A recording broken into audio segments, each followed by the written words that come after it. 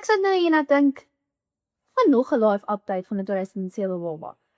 Dis crazy om te dink ons is 19 en soos 19 is vir my baie weird ouderdom, want dit is tussen 20, maar dit is na 18 en jy's 18 jaar van jou lewe was jy soos jy het geweet wat aangaan. En 19 jaar skielik weet ek nie wat aangaan nie. Ek het 12 jaar se standvastigheid gehad in skool en ons het nou al so 'n vriendegroep gemaak dat letterlik ek kon hulle bel en hulle was daar. Nou verloor ek van my vriende, want van hulle gaan swat daar, van hulle begin werk en jy weet, jou sirkel begin net al hoe kleiner raak. En dis crazy om te dink, want ons almal maak die beloftes, of jy sê ons gaan mekaar bel, ons gaan mekaar sien, dit het nog nie gebeur nie.